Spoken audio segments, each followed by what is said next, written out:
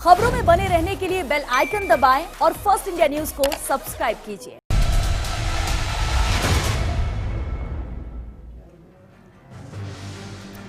नमस्कार, स्वागत है आपका बिग फाइट लाइव में। आपके साथ मैं हूं श्वेता मिश्रा। लगता है साल 2020 में मुश्किलें खत्म होने का नाम ही नहीं लेंगी। कोरोना का कहर कम हुआ भी नहीं था कि सूबे में एक बार फिर गुर्जर आरक्षण आंदोलन अपने चरम पर है। गुर्जर समाज के लोग कर्नल बैसला की अगुवाई में पटरियों पर डटे हैं, तो वहीं अजमेर सहित कई जिलों में गुर्जर लामबंद होने लगे हैं और अपनी मांगों के हक में आवाज बुलंद कर रहे हैं। और ये भी तब जबकि सरकार गुर्जर समाज के साथ बैठक कर ज्यादातर मांगों को मान चुकी है।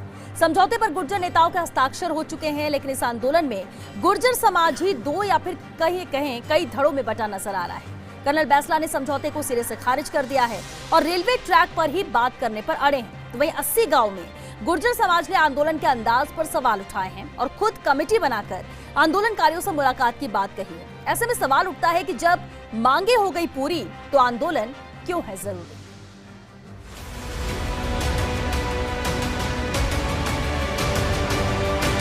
बातचीत का सवाल है। सरकार को ध्यान देना चाहिए, हमारी मांगों को मानना चाहिए, जिससे जल्दी ये किस्सा खत्म हो। रास्ता तो मुझे लगता है कि मिलने से और बात करने से ही निकलेगा।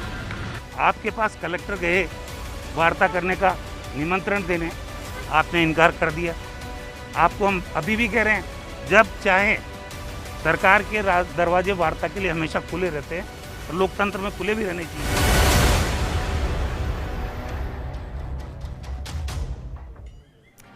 क्यों है ये बवाल जब मांगे हो गई पूरी? कोरोना काल में आंदोलन क्यों है जरूरी? खुले हैं वार्ता के रास्ते, फिर क्यों ये दूरी? पटरी पर समाज ऐसी भी क्या मजबूरी? और सबसे बड़ा सवाल, जब मांगे है पूरी तो आंदोलन क्यों है जरूरी? बिग फाइट पे बहस आज इसी अहम मुद्दे पर, और बहस लिए हमारे साथ मौजूद है खास मेहमान। चलिए उनसे रूबरू करा दें आपको। हमारे साथ बीजेपी नेता फतेह सिंह गुर्जर जी हैं, कांग्रेस नेता नौरत गुर्जर जी हमारे साथ हैं, गुर्जर नेता राम अवतार गुर्जर जी हैं, कानूनवेद और पूर्व एएजी अभिनव शर्मा जी भी हमारे साथ हैं। बहुत स्वागत है आप सभी का बिग फाइट लाइव में। राम अवतार जी, जरा शुरुआत आपसे ही करते हैं। आंदोलन किया जा रहा है, दूसरा आज दिन है, आम जन तो परेशान हो ही रहा है, लेकिन गुर्जरों में ही दो धड़े में बटे नजर आ रहे हैं लोग। ऐसा क्यों? एक तरफ वो है जो हस्ताक्षर कर चुके हैं, मान चुके हैं कि हाँ सरकार इस ओर जो कदम बढ़ा रही है वो ठीक है, ट्रैक में बैठना आंदोलन करना सही नहीं है। दूसरी तरफ एक धड़ा है जो जिनका नेतृत्व खुद बैसला जी कर रहे हैं, उनका कहना है कि वो पटरी पर आए, बातचीत करें, कोई हल निकाले, तभी ये आंदोलन खत्म होगा। गुर्जर समाज दो धड़ों में नहीं बिटा हुआ है। गुर्जर समाज एक है आरक्षण मुद्दे पर। रही बात जो वहाँ के लोग हैं, स्थानीय लोग हैं, जिस एरिया में आंदोलन हो रहा है, 80 गांव है, उसको नहरा कहते हैं। नहरा के जो पंच पटेल जो निर्णय ले रहे हैं वो उनकी अपनी सोच है और वो इस कोरोना काल में आंदोलन नहीं करना चाह रहे हैं और वो अपना जो सरकार ने प्रस्ताव दिया है उस पर सहमत है और कुछ शर्तें हमारी मानी है। हम शांतिप्रिय तरीके से आंदोलन करना चाहते हैं, अशांति नहीं चाहते। ठीक है, शांतिपूर्ण। अच्छा ठीक है, हिम्मत सिंह गुर्जर जी का क्या स्टैंड है? कर्नल बैसला का स्टैंड तो समझ में आया, वो सीधे तौर पर अड़े हुए हैं कि बातचीत की जाए आकर, और जब तक मांगे नहीं मानी जाएगी आंदोलन चलता रहेगा। हिम्मत सिंह गुर्जर का क्या स्टैंड है?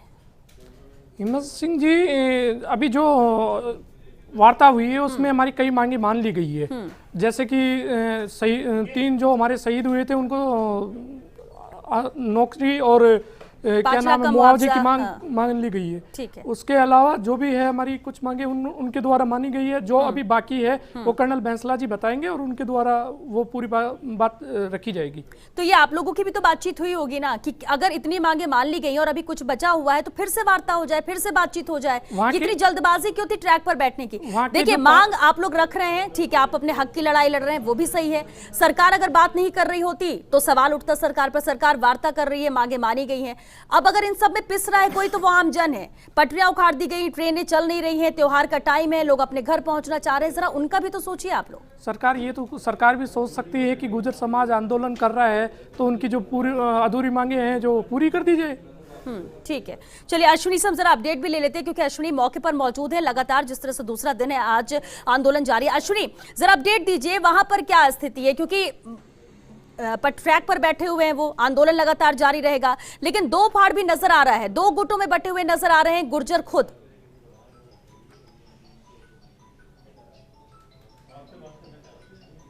देखिए, कल जिस तरह 1 नवंबर का एक घोषित किया गया था कि हम 1 नवंबर को विरोध करेंगे, धरने पर बैठेंगे, राजस्थान बंद करेंगे, उसके अनुसार कल पटरी पर लोग आ गए। आंदोलनकारी पटरी पर कल से अब तक लगातार बैठे हैं। आज दिन में कर्नल बैंसला खुद आए, खुद पटरी पर बैठे, मीडिया से खुलकर बात की और कहा कि हमें हमारी मांगें पूरी कर दीजिए, हम उठ जाएंगे।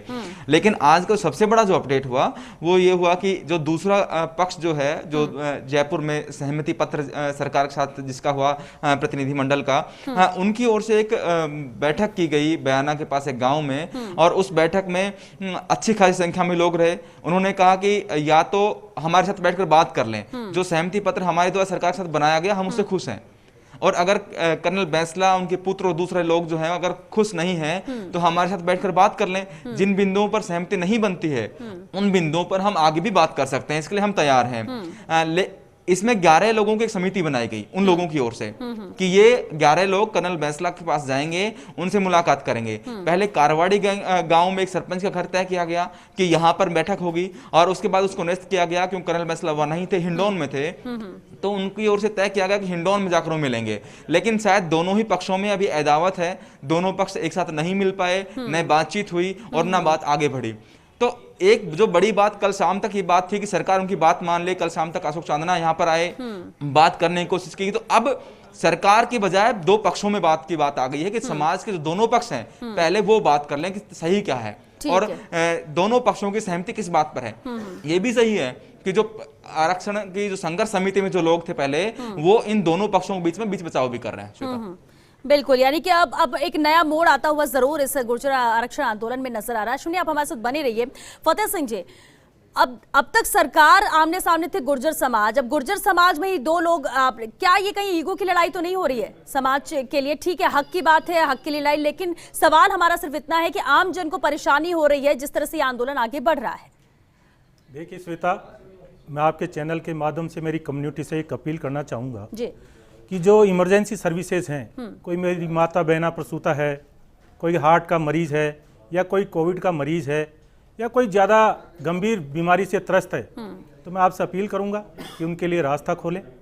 और मैं राजस्थान की गहलोत सरकार से आपके चैनल के माध्यम से भारतीय जनता पार्टी की ओर से कहना चाहूँगा कि जिस तरह गुर्जर अपनी मांग को लेके पिछले 2 साल से आपसे 2-2, 3-3 बार समझौता कर चुके, और आप इनको बार बार लॉलीपॉप देते हैं और इनके साथ दोहरा चरित्र अपनाते हैं।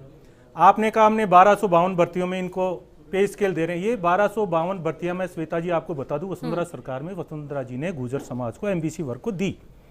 इनके सीधा सीधा झूठ बोलने का एक मापदंड होता है। 1252 कांग्रेस ने नहीं किया है। बिल्कुल, ये कांग्रेस की भर्ती नहीं है। हाँ। भारतीय जनता पार्टी के राज के समय 12 से 52 लोगों को नियुक्ति दी गई, और उन लोगों को ये लोग स्थायी पे स्केल नहीं दे पा रहे। आप देखिए दुर्भाग्य, 3 लोग मारे गए बाद में, उन परिवार के आश्रितों को ये नौकरी नहीं दे पा रहे। लेकिन अब ये सब तो समझौते जो हुए हैं, देखिए इसमें तो ये सब शामिल है, ये सब मान लिया गया है। जो शनिवार को जो समझौते हुए उसकी ये बड़ी चीजें हैं, अभी जो आप आपने बता सुना, रहे हैं। इनके कैबिनेट मंत्री रघु शर्मा जी ने अभी विधानसभा में कहा कि गुर्जरों को जो प्रक्रियाधीन भर्तियां हैं उनमें हम 5% आरक्षण देंगे। क्यों देंगे, कब देंगे? एक टाइम लिमिट होनी चाहिए। भाई आप इनको लॉलीपॉप दे दे के कितना लंबा खींचना? 2 साल, आखिर 2 साल का समय बहुत बड़ा होता है। लेकिन जो प्रतिनिधिमंडल गया था वो भी तो एग्री कर रहा है इसमें, वो समझौते पर, ये हस्ताक्षर हुए समझौते पे उन्होंने कहा ज्यादातर मांगे मान ली गई हैं, और अगर जो बातें नहीं मानी गई हैं उसको फिर से बैठ लेंगे, फिर वार्ता हो जाएगी, शायद बात बन जाएगी। बात का एक दायरा होता है, बात की एक लिमिट होती है। आप ही के समाज के लोग ही तो कह रहे हैं, आप ही के समाज के लोग, मेरे समाज के बात, मैं समाज की बात नहीं कर रहा। मैं आज मेरी पार्टी की ओर से मैं कहना चाहता हूँ, मैं समाज की तरफ से नहीं आऊँ, मैं पार्टी की ओर से और मैं समाज का आदमी, मैं उस कम्युनिटी से आता हूँ। ठीक है, पर भारतीय जनता पार्टी का क्लियर स्टैंड है, एमबीसी वर्ग को 5% आरक्षण का लाभ अविलंब दिया जावे, और दूसरा जो इनकी बैकलॉग की 35,000 भर्तियां हैं वो पूरी की जावे। ये लंबे वक्त से चल रहा था, तो उस वक्त भी हो सकता था। अगर आप ये बात कर रहे हैं कि कांग्रेस नहीं कर रही है, बीजेपी कर रही, चलिए इस पर और पहलू विस्तार से हम समझेंगे भी अभिनव शर्मा जी से। लेकिन उससे पहले नौरत गुर्जर जी, जरा आपका भी रिएक्शन जानना चाहेंगे। आप महापंचायत अजमेर में भी हुई, वहां पर भी आप शामिल हुए हैं। दो तरह से बटे हुए गुर्जर नजर आ रहे हैं। हालांकि हर कोई ये कह रहे हैं कि गुर्जर समाज एकजुट है, एकजुट आरक्षण के मामले में बिल्कुल है, लेकिन इसके बावजूद भी क्यों बटा हुआ है? बिल्कुल जी देखिए श्वेता जी, सबसे पहले तो मैं आपको स्थिति स्पष्ट कर दूं कि जो हिम्मत सिंह गुट है वो पिछले 2 सालों से जो आंदोलन चल रहा है, जो मलारना डूंगर के अंदर पिछली बार गुर्जर समाज और जो सरकार के बीच में समझौता हुआ था, उसमें हिम्मत सिंह जो पार्ट लिए वो नहीं था। वो हिम्मत सिंह जी केवल एक जगह के नेता है, वो राजस्थान के नेता नहीं है। पूरे राजस्थान के गुर्जर समाज का जो नेतृत्व है वो कर्नल किरोड़ी सिंह बैसला कर रहे हैं। वो हमारे गुर्जर आरक्षण संघर्ष समिति के संयोजक है। पूरे राजस्थान में जो हर जिले के अंदर उनकी टीम है, पूरे जिले के अंदर हमारी संघर्ष समिति है जो गुर्जर समाज की, और वो पिछले 15 सालों से कर्नल किरोड़ी सिंह नौरत जी मान लेते हैं क्या नेतृत्व, बिल्कुल इस आंदोलन का नेतृत्व कर्नल किरोड़ी बैसला कर रहे हैं। चलिए ठीक है नौरत जी, ये मान लेते हैं ठीक है नेतृत्व उनका है, कर्नल किरोड़ी सिंह बैसला ही नेतृत्व कर रहे हैं इस पूरे आंदोलन का। लेकिन जो प्रतिनिधिमंडल गया वो सहमति जता रहा है, सरकार की तरफ से कहा जा रहा है कि हमने लगभग सब मांगे मान ली हैं और अगर कुछ रह गई है, बात नहीं बन रही तो बात करना पड़ेगा। ऐसा तो है नहीं कि कुछ भी नहीं माना गया और आंदोलन शुरू कर दिया आप लोगों ने, और आंदोलन आप लोग कह रहे हैं अपने हक के लिए, तो बिल्कुल ठीक है जायज, अपनी बात रखने के लिए, अपने हक के लिए हर तरह के रास्ते इख्तियार करने चाहिए। लेकिन इससे आम जन भी परेशान हो रहा है, क्या उसका ख्याल है या सिर्फ आम जन से क्षमा मांग लेने से ही सब कुछ हो जाएगा कि हाँ ठीक है हमें पता है कि परेशानी उन्हें हो रही है लेकिन फिर भी हम आंदोलन तो करेंगे?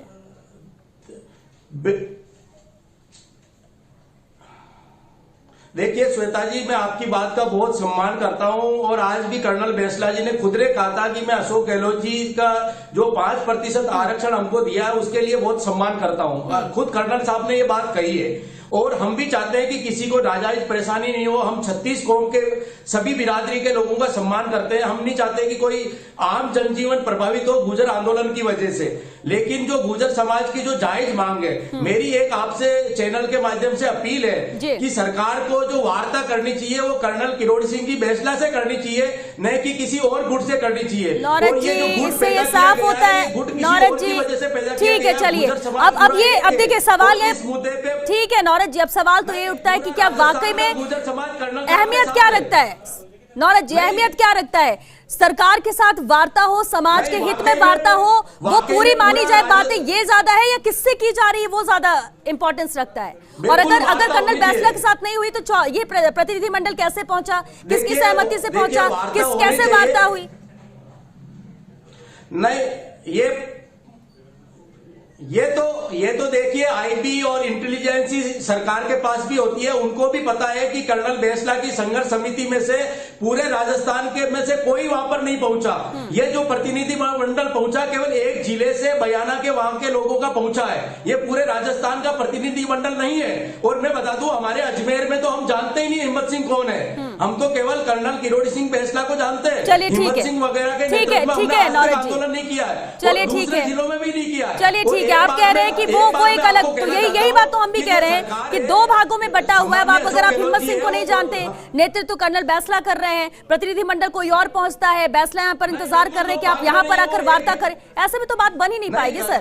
ठीक है, बैसला को पूरा देश के लोग जानते हैं। ठीक है सर, वापस आपके पास लौटेंगे। अभिनव शर्मा जी, देखिए इससे पहले भी हमने इस पर चर्चा की थी कि ऐसी स्थिति बन सकती है, बात अगर नहीं बनती है तो हमने बिग फाइट में ही बात की, तो उस समय कानूनी पहलुओं को हमने समझा कि कहाँ क्या कमी है, क्या वादे किए गए, क्या पूरे नहीं हुए। लेकिन सरकार की तरफ से कहा जा रहा है, और ये जो समझौते की जो बड़ी अहम बातें हैं जो हम स्क्रीन पर भी दिखा रहे हैं, ये दर्शा रही कि ज्यादातर चीजों को मान लिया गया है, ज्यादातर मांगे मान ली गई हैं। अब क्या जो नहीं माना गया, जिसे लेकर अड़े हुए हैं, वो ये मांगे हैं, या वाकई में आपको लगता है कि कुछ और है जो आमने सामने कर रहा है? श्वेता, अब ऐसा लगता है कि ये एक वर्चस्व की लड़ाई है नेतृत्व के जी, और पूरा आंदोलन जो है वो समाज की को आरक्षण का लाभ दिलाने से इतर हटकर के अब इस मुद्दे पर आकर के सीमित हो गया है कि इस पूरे आरक्षण को या इस आंदोलन का श्रेय, क्योंकि मैं समझता हूं कि एक 5% आरक्षण जैसा भी विधानसभा में भी कहा, बीजेपी की तरफ से भी कहा जा रहा है, कांग्रेस की तरफ से भी कहा जा रहा है कि आरक्षण तो दे दिया गया है। मोटी मांग 5% आरक्षण की थी कि वो राजनीतिक रूप से ये कहा जा रहा है कि वो दे दिया गया है। तो अब छोटी मोटी चीज़ों के ऊपर अदावत है सरकार के साथ में, और वो सेहरा पहनने की बारी है।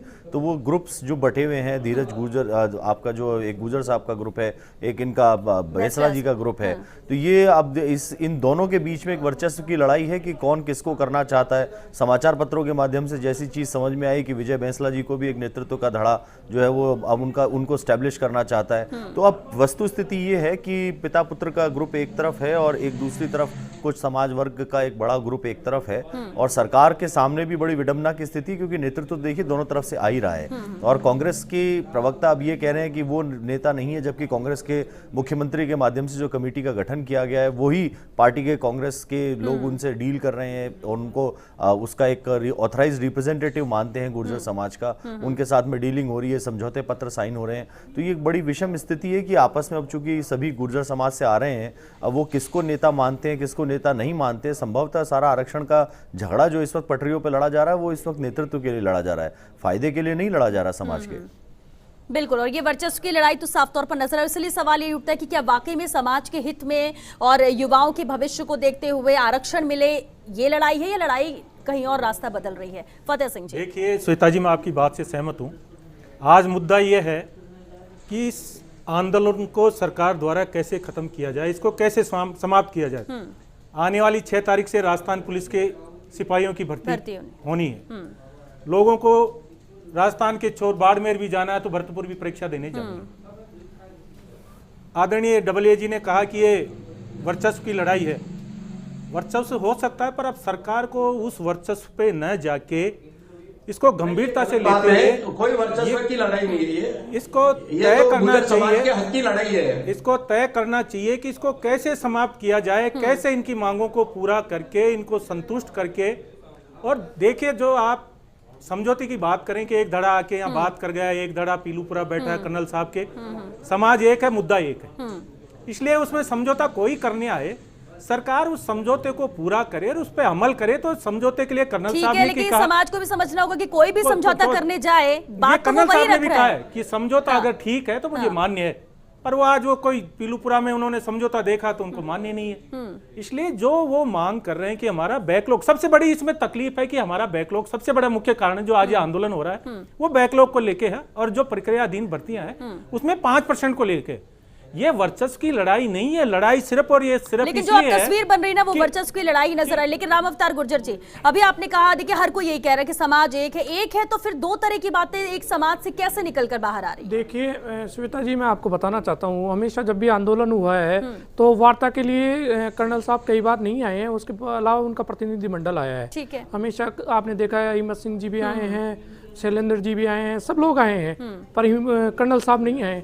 उसी तरीके से ये जो अब की बार प्रतिनिधि मंडल आया है वो भी आपको एक बात बता देता हूँ, कर्नल साहब की कहीं न कहीं उनकी जो लोग हैं वो इस प्रतिनिधि मंडल में आए हैं और उनके द्वारा जो ये मांगे मानी गई है वो कर्नल साहब को दिखा रहे हैं और बात कर रहे हैं। इसमें कौन सी हमारी मांग नहीं मानी गई है उस पर अब आगे कर्नल साहब और जो प्रतिनिधि मंडल आया वो चर्चा करके आगे बताएगा।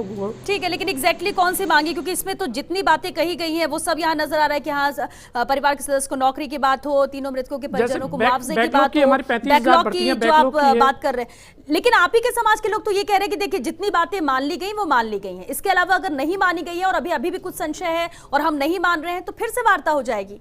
अब वार्ता के लिए अगर ये ईगो हो कि आप हमारे पास आए या हम नहीं जाएंगे, तो ये तो दोनों तरफ से ही कदम आगे बढ़ाने पड़ेगा, ऐसे में तो हो नहीं सकता। कर्नल साहब भी वार्ता करेंगे सरकार से और शीघ्र ही मैं आपको एक श्वेता जी आज बता देता हूँ, कल शाम से पहले कर्नल साहब सरकार से वार्ता कर लेंगे। जहाँ तक अभी जो 80 गाँव के लोग आए हैं उनके द्वारा उनसे वार्ता चल रही है और वो लोग उनसे बात करके और सरकार से वार्ता करवाएंगे। ठीक है, नौरत गुर्जर जी, अब आप कह रहे हैं कि समाज के एक ही नेता है, नेतृत्व एक ही का है, लेकिन जब दो तरह की बातें आती है तो समाज ही आपस में घिरा हुआ नजर आता है, तो फिर सरकार तो पीछे हट जाती है कि सरकार की बात नहीं, पहले आपस में ही इसे सुलझा लिया जाए।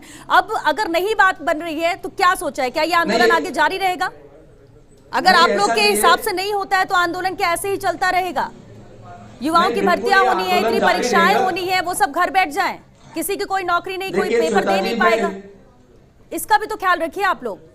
नहीं श्वेता जी, मैं आपको बता दूं कि ऐसा नहीं होगा, ये आंदोलन की वार्ता का कोई सकारात्मक रास्ता निकलेगा और निश्चित तौर पे 1-2 दिनों के अंदर कर्नल साहब और हमारे मुख्यमंत्री जी की वार्ता जरूर होगी।